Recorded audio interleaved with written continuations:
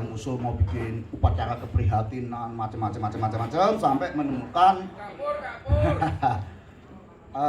kita ekspresikan kemerdekaan ini melalui kemerdekaan berekspresi melalui puisi. Tentu pembacaan ekspresi melalui puisi menjadi sangat penting, terutama di kota Solo. Sedikit dalam konteks dibandingkan tahun-tahun sebelum 98 itu pembacaan puisi hampir setiap saat, acara-acara. Ada ibu-ibu rumah tangga, ada tukang jago adu jago dan macam-macam, ada dul pelawak dan macam-macam. Keberadaan fungsi dari uang plastik yang beredar hadir untuk bertakziah di Taman Budaya di Wisma Seni dan dimakamkan di Pratimawak. Majulah Jawa Pandan, di mana ia? Majulah ia, karena padanya seorang kukandung dosa. Anak panah 4 arah dan musuh 3 silang. Atmo karpo tegak, luka 7 liang. Joko Pandan, di mana dia? Hanya padanya seorang kukandung dosa. Bedah perutnya, tapi masih setan dia. Menggeletak. Kata Mujus itu harus juga punya nuansa seni. Maka di kantor saya tulisi saya ini seorang seniman hukum. Dan saya masih ingat puisi saya, kendati saya bukan seorang penyair, tapi puisi saya pernah dimuat di Kompas.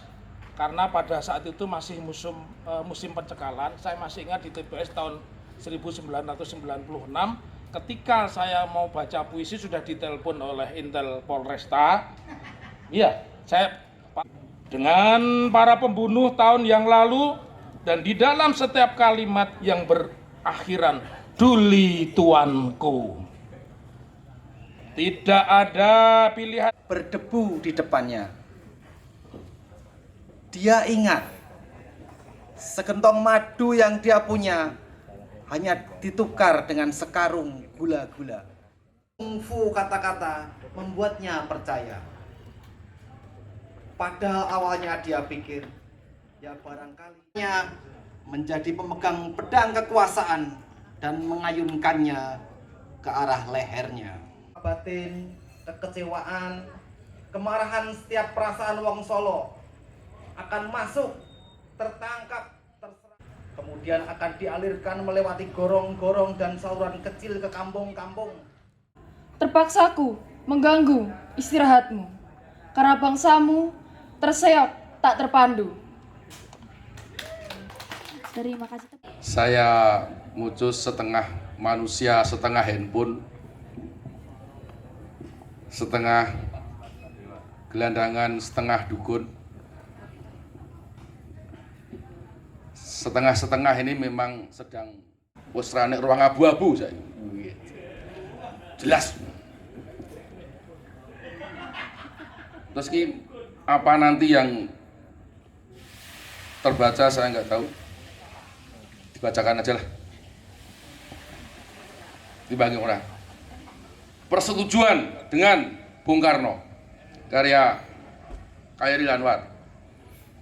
Ayo Bung Karno, kasih tangan, mari kita bikin janji. Aku sudah cukup lama dengar bicaramu, dipanggang atas apimu, digarami oleh lautmu. Mulai dari tanggal 17 Agustus 1945, aku melangkah ke depan, berada rapat di sisimu. Aku sekarang api, aku sekarang laut. Kapal kita berlayar di uratmu, di uratku. Kapal-kapal kita bertolak dan berlabuh. Ini yang kedua. Sudah agak lama masanya nggak di panggung-panggung seperti ini.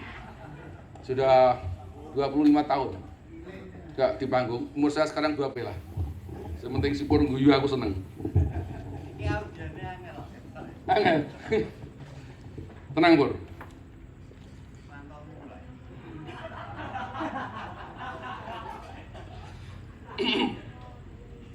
Sajak orang kepanasan, karya W.S.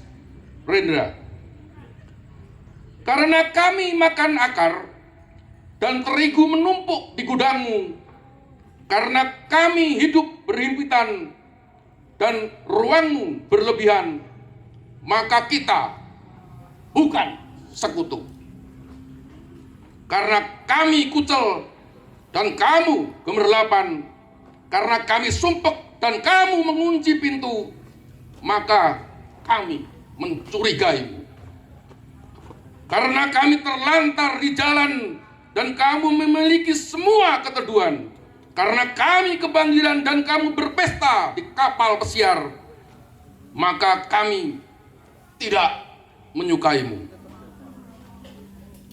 Karena kami dibungkam dan kamu nyerocos bicara, karena kami diancam dan kamu memaksakan kekuasaan, maka kami bilang tidak kepadamu. Karena kami tidak boleh memilih dan kamu bebas berencana, karena kami cuma bersandal dan kamu bebas memakai senapan, karena kami harus sopan dan kamu punya penjara, maka tidak dan tidak kepadamu. Karena kami arus kali dan kamu batu tanpa hati, maka air akan mengikis batu. Masih. Tepuk tangan buat Pak DM DPRY 2D. Oke, ada partisipasi yang kedua. Aku adalah mayat yang terapung di sungai di samping rumahmu. Aku adalah laki-laki itu yang kemarin berpapasan denganmu, tapi kau hirau. Aku adalah laki-laki itu yang melompat masuk ke dalam bus kota sesak dengan anak-anak sekolah dan orang-orang pergi kerja.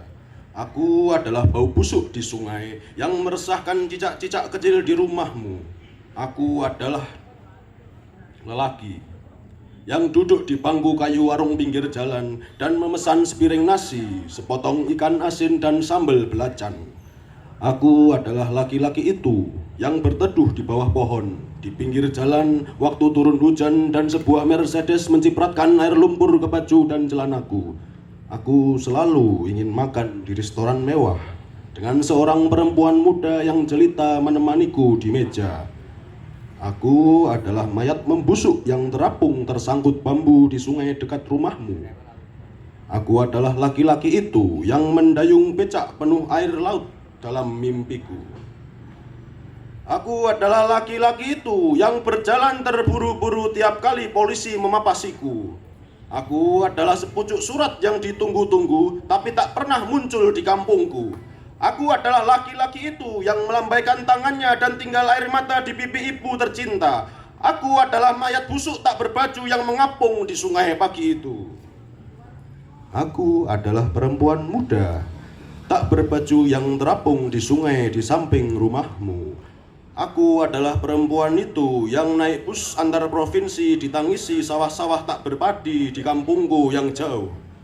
Aku adalah perempuan itu yang duduk termangu di stasiun bus kotamu sore-sore mau kemana tak tahu. Aku didekati seorang laki-laki yang pandai berkata-kata. Aku adalah perempuan itu yang cuma punya 10.000 di saku. Aku adalah bau busuk yang mengganggu tidurmu sepanjang malam itu. Aku berdiri di trotoar jalan ditutupi malam menunggumu. Aku tidur sepanjang hari di kampungkumu, dipagiri oleh hotel-hotel tinggi bernama asing. Aku adalah perempuan itu yang bermimpi sambil merias diri. Terima kasih. Berteriak lantang, gagah berani memegang senjata lawan penjajah. Dua kata menjadi pilihan, merdeka atau mati. Tubuh kekar dihujani peluru, penuh lubang di sekujur tubuh. Darah bercucuran, mereka tetap tegak berdiri. Sekali lagi lantangkan, merdeka atau mati. Sekian, terima kasih. Aku melihat Indonesia, karya Bung Karno. jikalau aku berdiri di pantai Ngeliep, aku mendengar lautan Hindia bergelora. Membanting di pantai Ngeliep itu, aku mendengar lagu Sajak Indonesia. Jikalau aku melihat sawah-sawah yang menguning, menghijau, aku tidak melihat lagi batang-batang padi yang menguning, menghijau. Aku melihat Indonesia. Jikalau aku melihat Gunung Merapi, Gunung Semeru, Gunung Tangkuban Perahu, Gunung Klebet, dan gunung-gunung yang lain, aku melihat Indonesia. Jikalau aku mendengarkan lagu-lagu yang merdu dari Batak, bukan lagi lagu Batak yang kudengarkan, aku mendengar Indonesia. Jikalau aku mendengarkan Pangkur Palaran, bukan lagi Pangkur Palaran yang kudengarkan, aku mendengar Indonesia. Jikalau aku mendengarkan lagu Olesio dari Maluku, bukan lagi lagu Olesio yang kudengarkan, aku mendengar Indonesia. Jikalau aku mendengarkan burung perkutut menyanyi di pohon ditiup angin yang sepoi-sepoi, bukan lagi aku mendengarkan burung perkutut, aku mendengarkan Indonesia. Jikalau aku menghirup udara ini, aku tidak lagi menghirup udara, aku menghirup Indonesia. Jikalau aku melihat wajah anak-anak di desa-desa dengan mata yang bersinar-sinar, Pak Merdeka, Pak Merdeka, Pak Merdeka, aku bukan lagi melihat mata manusia, aku melihat Indonesia. Tapi tidak sekenceng Mas Mukus dan Mas Enzul. Sajak SLA.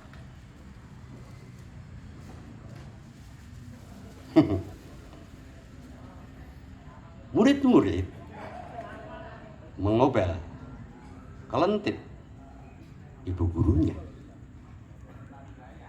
Bagaimana itu mungkin? Itu mungkin karena tidak ada patokan untuk apa saja.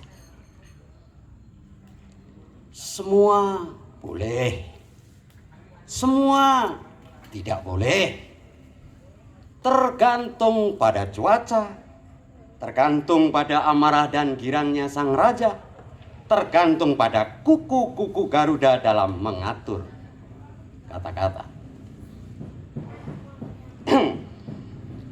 Ibu guru perlu sepeda motor dari Jepang.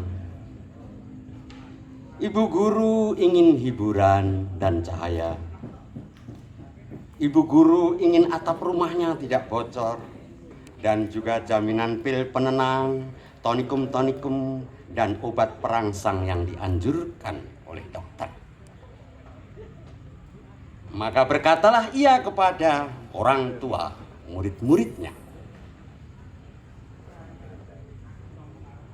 kita bisa mengubah keadaan.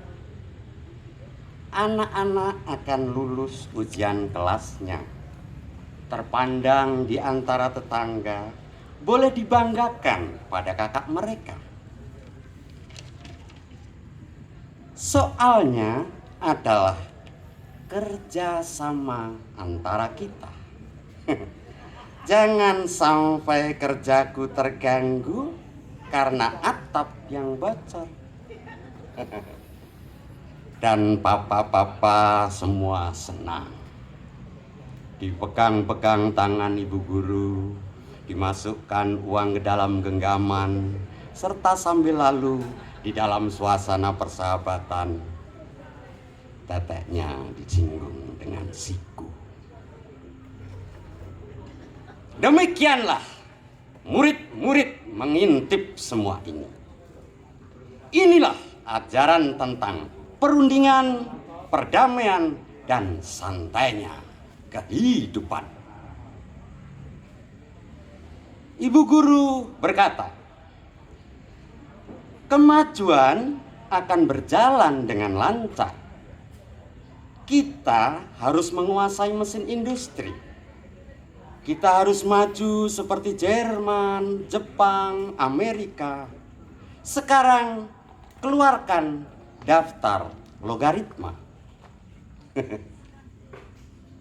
Murid-murid tertawa dan mengeluarkan rokok mereka. Karena mengingat kesopanan, kalian tidak boleh merokok. Kelas adalah ruang belajar, dan sekarang daftar logaritma. Murid-murid tertawa. Kami tidak suka daftar logaritma, Bu Guru. Tidak ada gunanya. Kalian tidak ingin maju. Kemajuan bukan soal logaritma. Kemajuan adalah soal perundingan. Jadi apa yang kalian inginkan? Kami tidak ingin apa-apa. Kami sudah punya semuanya. Kalian mengaco, kami tidak mengaco. Kami tidak berpolitik. Kami merokok dengan santai seperti ayah-ayah kami di kantor mereka. Santai tanpa politik. Berunding dengan Cina, berunding dengan Jepang, menciptakan suasana girang. Dan di saat ada pemilu, kami membantu keamanan, meredakan partai-partai.